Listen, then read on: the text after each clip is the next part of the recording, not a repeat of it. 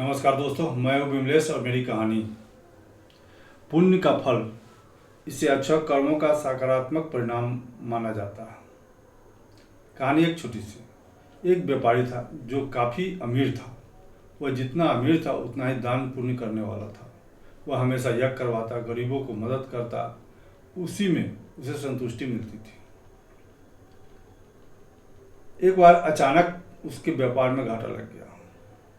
घाटा इतना बड़ा था कि उसकी जितनी भी जमा पूंजी थी सब के सब खत्म हो गए। अब स्थिति ये आ गई कि अब घर चलाना भी मुश्किल हो रहा था। तब व्यापारी की पत्नी परेशान होकर के अपने पति को सुझाव दी कि कुछ पुण्य बेच लो। इसने पूछा, पुण्य कौन खरीदेगा? तो उसकी पत्नी ने कही कि पड़ोस के जो नगर है वहाँ एक सेठ रहता है जो दूसरे का पुण्य खरीदता है। कुछ पुण्य जो तुमने किए उसको बेच करके कुछ पैसे लिया, उससे फिर से नया व्यापार शुरू कर लिया। पहले तो व्यापारी का मन नहीं था, लेकिन पत्नी के दबाव में आकर उसने जाने के लिए तैयार हो गया। अगले दिन सुबह उठा, नहा धो करके पूजा पाठ किया। इसके बाद जब जाने लगा तो पत्नी ने 4 रोटी बना करके पोटली बांध करके उसे दे दी और बोली कि अगर रास्ते में भूख लगे तो इसे खा लेना। व्यापारी चलता गया। जब नगर के पास पहुंचा तो दोपहर का समय हो गया था। व्यापारी सोचा कि कुछ खा लेते हैं, खाकर पानी पी लेते हैं, फिर जाएंगे नगर में।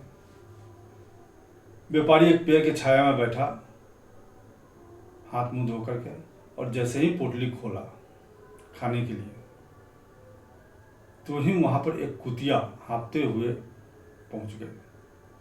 जैसे देखने से लग रहा था कि कई दिन से यह भूखी है। साथ में उसके 3-4 बच्चे भी थे जो देखने से लग रहा था कि कुछ ही दिनों पहले जन्म दिया। व्यापारी से रहा नहीं गया, उसने पोटली से एक रोटी निकाल के कुतिया को दे दिया। जैसे ही रोटी दिया, कुतिया अचानक उसे चट कर गई। फिर दूसरा रोटी दिया, पल भर में उसे भी चट कर गई। तीसरा, चौथा, 4 रोटी व्यापारी ने कुतिया को खिला दिया और खुद पानी पी करके वहां से उस नगर में प्रवेश कर गया जहां वह सेठ रहता था। सेठ के पास जा करके व्यापारी बोला कि मैं अपना पुण्य बेचने आया हूँ। वह सेठ जो था वो भी भोजन का समय हो गया था, दोपहर का समय था, वो भी घर जा रहा था भोजन करने। तो कहा कि तुम शाम में आना। व्यापारी के पास कोई दूसरा रास्ता नहीं था, वह व्यापारी रुक गया। सेठ के यहाँ जो गेस्ट हाउस बना था उसमें थोड़ा देर आराम किया, शाम में फिर पहुंचा। और उधर सेठ जब घर गया और खाना खा रहा था तो अपने पत्नी से बोला कि एक व्यापारी आया जो अपना पुण्य बेचना चाहता है। उसकी पत्नी प्रतिवर्ता नारी थी। उसने ध्यान लगाई और कही कि आज जो उसने पुण्य किया वही पुण्य खरीदना। उसने आज एक कुतिया को रोटी खिलाई और खुद पानी पी करके चला आया, वही पुण्य खरीदना। तो ठीक है। जब सेठ आया तो व्यापारी पहुंचा और कहा कि हमको पुण्य बेचना। तो सेठ ने कहा कि आज जो आपने यज्ञ किया है उसी का पुण्य खरीदना। व्यापारी बोला कि हमारे पास खाने के लिए नहीं है, मैं यज्ञ कहाँ से करूँगा। तब वह सेठ बोला कि आज आपने एक जानवर को रोटी खिलाया, वही पुण्य हमें चाहिए। तो ठीक है, वही ले लीजिए। सेठ ने 4 रोटी बनवाया और एक तराजू के पल्ले पर रख दिया और दूसरे पल्ले पर हीरा जवाहरात की पोटली रखा। लेकिन उस 4 रोटी का वजन इतना हो गया कि तराजू का पल्ला ऊपर नहीं उठा, नीचे के नीचे ही रहा। फिर दूसरा पोटली रखा, तीसरा पोटली रखा, चौथा पोटली रखा, लेकिन तराजू का पल्ला टस से मस नहीं हो रहा था। तब देखा कि पुण्य का फल इस 4 रोटी में इतना बड़ा है। इसने अपना विचार बदल दिया और कहा कि सेठ जी, मैं अपना पुण्य नहीं बेचूंगा, और वहां से व्यापारी चल दिया। रास्ते में जहाँ रुका था, जहाँ कुतिया को रोटी खिलाया था, वहाँ से कुछ कंकड़ पत्थर उठाया और एक पोटली बांधा और घर चला आया। अब इसे डर था कि पत्नी ताने मारेगी, इसलिए उसने उस पोटली को घर में जाकर के अलमारी में रख दिया और कहा कि इसे रात में खाना खाने के बाद खोलेंगे। और वो गांव में निकल गया उधार लेने के लिए। तब तक पत्नी से रहा नहीं गया। उसके जाते ही पत्नी दौड़ के गई घर में और उस पोटली को खोली।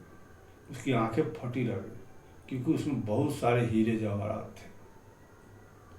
जब वह घर लौट करके आया तो पत्नी कही कि कौन सा पुण्य बेचा है जो कि इतना हीरा जवाहरात तुमको मिला। अब इस व्यापारी को लगा कि पत्नी हमसे व्यंग कर रही है, ताने दे रही है।